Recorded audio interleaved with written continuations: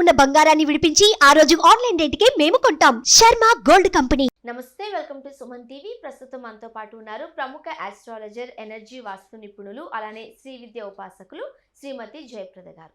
నమస్తే. నమస్తే అమ్మ, శ్రీమాత్రే నమః.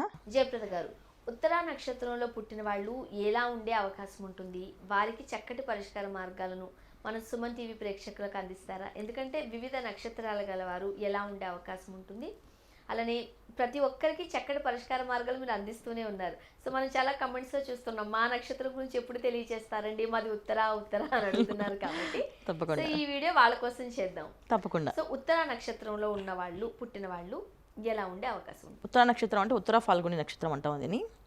సో ఈ నక్షత్రం చాలా పవర్ఫుల్ నక్షత్రమే, కానీ వీళ్ళు బయటికి ఎప్పుడు కనబడరు, ఎక్స్ప్రెస్ అవ్వరు. వాళ్ళు చాలా ధైర్యవంతులే. ఆ ధైర్యాన్ని ఎక్కడ ఎక్స్ప్రెస్ చేసి చూపించరు. మనిషి చూడడానికి సామాన్యంగా కనిపిస్తారు, సామాన్యమైన ఎత్తు ఉంటుంది. కొంతమంది కొంచెం హైట్ ఉండొచ్చేమో, కానీ మామూలుగా ఉత్తర నక్షత్రం, ఉత్తర ఫాల్గుని నక్షత్రం అంటే సామాన్యమైన ఎత్తు, మంచి కళ్ళు, మంచి షార్ట్, అందమైన కళ్ళు, చక్కగా కళ్ళల్లోనే ఆ విషయం మనకు అర్థమయ్యే భావాలు కనిపించేటట్టుగా ఉంటాయి, కళ్ళు ఎక్స్ప్రెస్ అవుతాయి కళ్ళు. సో అలా ఉంటారు వీళ్ళు. ఈ ఉత్తర నక్షత్రంలో ఒకటో పాదం వచ్చేసి సింహరాశిలో ఉంటుంది, మిగతా 3 పాదాలు కన్యలో వచ్చేస్తాయి. సో కన్యలో వచ్చినప్పటికీ అది కొంచెం మార్పు ఉంటుంది, కానీ సింహరాశిలో ఉన్నప్పుడు ఏం మార్పు ఉండదు. వాళ్ళు జనరల్గా బాగా చదువుతారు, కానీ చాలామంది ఎంత ఎడ్యుకేషన్ ఉన్నా సరే వాళ్ళు సింపుల్గా ఒక టీచర్స్ గానో ఎన్ని డిగ్రీస్ ఉంటాయంటే అడిగితే వాళ్ళని ఒక 10-15 డిగ్రీలు ఉంటాయి, చదివేస్తూ ఉంటారు. అదేంటో చదువు అంటే ఇంట్రెస్ట్లా చదివేస్తూ ఉంటారు, కానీ చేసే వృత్తికి ఆ చదువు డిగ్రీస్కి వాడరు. సో ఇన్ని డిగ్రీస్ చేసి మళ్ళీ మీ టీచర్కి ఎందుకు చేస్తారంటే ఏమో అండి అది చేయాలనిపించింది చేస్తున్నా అని చెప్తాను. దానికి కూడా ఆన్సర్ చెప్పరు. మనసులో ఒక విషయం ఉంటుంది, వాళ్ళకి ఒక క్లారిటీ ఉంటుంది, కానీ ఆ క్లారిటీ మనకి ఇవ్వరు. వాళ్ళ క్లారిటీ వాళ్ళకు ఉంటుంది, కానీ బయట వాళ్ళకి క్లారిటీ ఇవ్వరు. సో వాళ్ళ ఫ్యామిలీని ఎక్కువ ప్రేమిస్తారు, ఫ్యామిలీతో ఎక్కువ గడపాలనుకుంటారు. అందువల్ల అలా ఉంటుందేమో నేను అనుకుంటా. అలా నేను అనుకుంటున్నా. వీళ్ళకి ఫ్యామిలీని ఎక్కువ ఇష్టపడతారు కనుక, ఫ్యామిలీతో ఉండాలనుకుంటారు కనుక వాళ్ళు అలా వదిలి వెళ్ళడం ఇష్టం లేక అలాగే కంఫర్ట్గా ఉండే జాబ్స్ వెతుక్కోవడం చేయడం చేస్తారేమో అనుకుంటాం. చాలామంది లేడీస్ అయితే ఎన్ని డిగ్రీస్ ఉన్నా భర్తకు మాత్రం టైం టేబుల్ రాసి పెట్టి టైంకి కాఫీ, టైంకి టిఫిన్, టైంకి భోజనం, అలా అన్ని డిసిప్లిన్గా ఇల్లంతా ఆర్గనైజ్గా నీట్గా అందంగా సర్దుకోవడము, చక్కగా పెట్టుకోవడము, ఇది వీటిలో ఎక్కువ శ్రద్ధ చూపిస్తుంటారు. చాలామంది చూస్తుండదా మన ఇంట్లో ఎక్కువ గార్డెనింగ్ చేస్తుంటారు, చెట్లు బాగా పెంచి, కూరగాయలు మంచిగా పెంచి, చిన్న అవి మనకి యూట్యూబ్ ఛానల్స్ వాళ్ళు పెడతారు. ఇలా అన్నీ ఉత్తర నక్షత్రం అనమాట. వీళ్ళు కన్యా రాశిలో ఉన్న ఉత్తర నక్షత్రం వాళ్ళు ఎక్కువగా చేస్తారు ఈ పనులు. సో వాళ్ళ ఇంట్లోనే వాళ్ళ వ్యాపారాన్ని చూపిస్తూ ఉంటారు. సో మేము ఇది చేస్తాం, మేము ఇదా చేస్తాం అని చెప్తే ఒక ఛానల్లో చూపించడం అలాగా. అంటే వీళ్ళకి నేచర్ అంటే కాస్త ఎక్కువ ఇష్టమేమో. నేచర్ అని కాదు, వాళ్ళు ఉండే ప్లేస్ నుంచి వాళ్ళు ఏదో ఒక హెల్ప్ చేయాలనుకుంటారు. ఆ హెల్ప్ ఎలా చేయాలని ప్లాన్ చేస్తారు. అలాగే ధైర్యవంతులు, తెలివైన వాళ్ళు, కానీ ఎక్కువ ఎక్స్ప్రెస్ చేయరు. అంటే వాళ్ళ హస్బెండ్ దగ్గర కానీ వాళ్ళ ఫ్యామిలీ దగ్గర కానీ మాకు ఇంత తెలివి ఉంది, మేము ఈ విధంగా ఆలోచిస్తాం చెప్పరు. చాలా బుద్ధిమంతులుగా కామ్గా ఉంటారు. చెప్పినప్పుడు ఇది చేస్తామని చెప్పి చేస్తారు. అది చేసేది ఎలా ఉంటుందని చాలా బాగా చేస్తారు. ఎనాలిసిస్ అది మనం అంటే మనం వాళ్ళు ఇలా చేస్తారనేది కూడా మనం ఎక్స్పెక్ట్ చేయలేము అనమాట. అంత బాగా చేస్తారు, చాలా బాగుంటుంది. సో అబ్బాయిలైనా అమ్మాయిలైనా ఈ విషయంలో వాళ్ళని అడిగితే వాళ్ళు చేస్తారు బోల్డ్ అని. ఎందుకంటే ఈ నక్షత్రానికి అధిపతి రవి, రాశి వచ్చేసి కన్యా రాశిలో ఉన్నప్పటికీ బుధుడు అధిపతి, రవి మరి సింహరాశిలో ఉన్నప్పటికీ రవి అధిపతి. సో సింహరాశిలో ఉన్న లేడీస్ చాలా వరకు తక్కువ వర్క్ చేయడం కానీ, బయటకు వెళ్ళడం కానీ, ఇంట్లోనే ఉండడం ఎక్కువ ఇష్టపడతారు. వాళ్ళు బాగా చదువుకున్నప్పటికీ కూడా వాళ్ళు ఇంట్లోనే హౌస్ వైఫ్ ఉండిపోతుంటారు. చాలా తక్కువ మంది ఉద్యోగం చేస్తున్నామండి, మేము వెళ్తున్నామండి అంటారు, కానీ అది కూడా వీళ్ళు జాబ్ చేసినా సరే వీళ్ళు సరౌండింగ్స్ ఎవరితో మాట్లాడరు. వాళ్ళ పని ఏదో వాళ్ళు పని చేసుకొని వాళ్ళ ఇంటికి వచ్చేస్తుంటారు. సో వీళ్ళు ఫ్రెండ్స్ ఉన్నారా అంటే ఆలోచిస్తారు, వీళ్ళు ఉన్నారా నాకు ఫ్రెండ్స్ అని చెప్పేసి. అలా లక్షణ సింహరాశిలో ఉన్న వాళ్ళకి. కన్యా రాశి ఉన్నప్పటికి మళ్ళీ ఫ్రెండ్స్ ఉంటారు, మంచిగా మాట్లాడతారు, అందరినీ కలుపుకుంటూ ఉంటారు, కానీ ఎవరితో అయినా సరే అంటి ముట్టినట్టే. సో ఎంతవరకు డెప్త్గా వాళ్ళతో మాట్లాడినా వీళ్ళు ఆ విషయాన్ని ఇంటికి తీసుకురారు.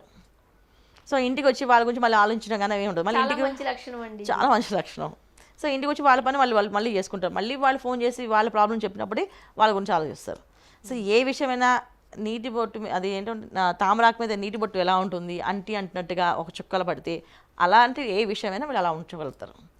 ఏ విషయాన్ని తీసుకున్నా 10 మంది ఫ్రెండ్స్ 10 సమస్యలు చెప్పినా ఆ 10 సమస్యల్ని కలపరు, అలా విని అలా పెడతారు సపరేట్గా. మళ్ళీ వీళ్ళ ప్రాబ్లం, వీళ్ళ సమస్య వీళ్ళు చూసుకుంటారు. వీళ్ళ సమస్యని కానీ వీళ్ళ ప్రాబ్లం కానీ ఎవరితో డిస్కస్ చేయరు. చాలా ధైర్యం ఉండాలండి, చాలా ధైర్యవంతులు. అందుకే వీళ్ళు చాలా వీళ్ళు కనబడరు కానీ బాగా ధైర్యవంతులు. అది చాలా మంచి వాళ్ళు కొన. మనం అడిగితే బోల్డ్ సలహాలు ఇస్తారు, కానీ అడిగే వరకు చెప్పరు. అలాంటి లక్షణాలు ఎక్కువ వీళ్ళకి. ఓకే. సో కాస్త ఇబ్బందికర పరిస్థితులు ఏ నక్షత్రం వాళ్ళకైనా ఉంటాయి కాబట్టి మరి ఉత్తరా నక్షత్రం వాళ్ళు ఎటువంటి పరిష్కార మార్గాలను పాటిస్తే మంచిదంట? దీంట్లో 2 రకాలు ఉన్నాయి నాన్న నక్షత్రంలో. వీళ్ళకి 2 స్వభావాలు ఉంటాయి. ఎందుకు అంటే కొంతమంది బాగా చదువుకున్న ఎక్స్ప్రెస్ చేయడానికి అది వాళ్ళకి అర్థం కాక ఇబ్బంది పడుతుంటారు. సో వాళ్ళకి ఒక రకమైన పరిహారం. కొంతమంది ఇంట్లో అన్ని విషయాలు తెలిసినప్పటికీ కూడా మాకేం తెలియదు అన్నట్టు ఉంటారు, వాళ్ళకి ఒక పరిహారం.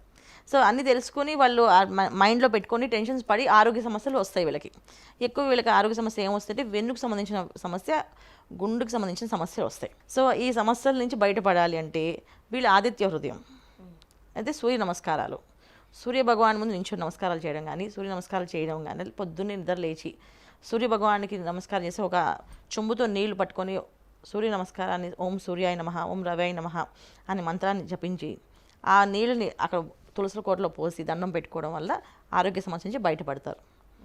సో బయటికి వెళ్ళాలి, మేము జాబ్ చేయలేకపోతున్నాం, సెటిల్మెంట్ రావట్లేదు, చాలా ఇబ్బంది పడుతున్నాం అనేవాళ్ళు వీళ్ళు ప్రతి సోమవారం మహాన్యాస రుద్రాభిషేకం చేయించుకోవాలి, టెంపుల్లో చేస్తారు. అలా చేయించడం వల్ల వీళ్ళ దినదిన అభివృద్ధి ఉంటుంది. చాలామంది ఏంటంటే బాగుంటుంది వాళ్ళకి, కానీ ఆర్థికంగా వాళ్ళు పైకి రావాలని అనుకుంటారు వాళ్ళు, కానీ రాలేకపోతున్నారు. దానికి వీళ్ళకి ఎక్కువ రుద్రాభిషేకం బాగా హెల్ప్ చేస్తారు, చాలా బాగా హెల్ప్ అవుతుంది.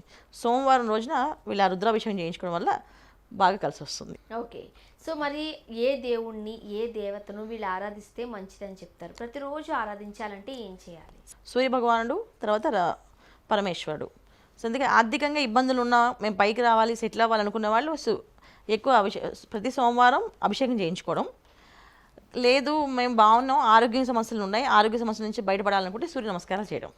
ఇవి చేయడం వల్ల వీళ్ళకి మంచిగా కలిసి వస్తుంది. సాధారణంగా చాలా మంది క్షేత్ర దర్శనాలను ఇష్టపడుతూ ఉంటారు, అంటే దేవుడి దగ్గరికి వెళ్ళి వస్తే మంచిది అన్నట్టు.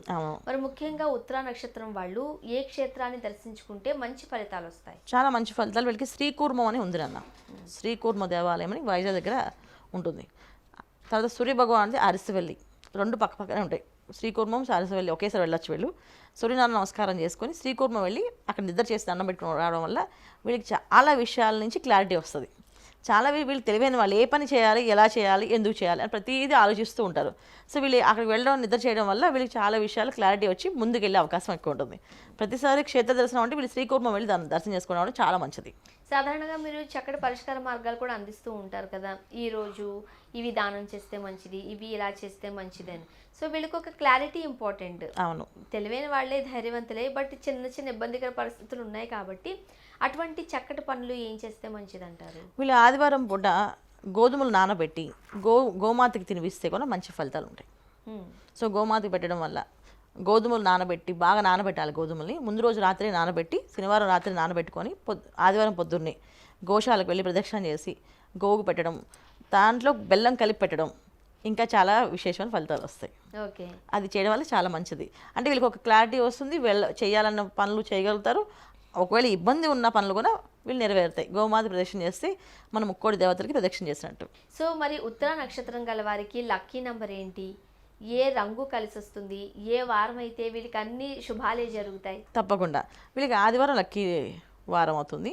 లక్కీ నెంబర్ వచ్చేసి 1వ నెంబర్ అవుతుంది lucky number. So lucky colour వచ్చేసి గోధుమ రంగు, గోల్డ్ కలర్, అది బాగా లక్కీ కలర్. తర్వాత వీళ్ళకి పింక్ అంటారు చూడండి, మన కెంపులో మాల వేసుకుంటాం మెళ్ళో, ఆ కలర్ డార్క్ పింక్, ఆ కలర్ వీళ్ళు బాగా కలిసి వస్తుంది, వేసుకోవచ్చు చక్కగా. సో ఉత్తర నక్షత్రం గల వారి లక్షణాలు ఎలా ఉంటాయి అండ్ వాళ్ళు ఏ విధంగా ఉండే అవకాశం ఉంది? చక్కటి పరిష్కార మార్గాలు అందించారు, ధన్యవాదాలు. నమస్కారం అమ్మ, శ్రీమాత్రే నమః.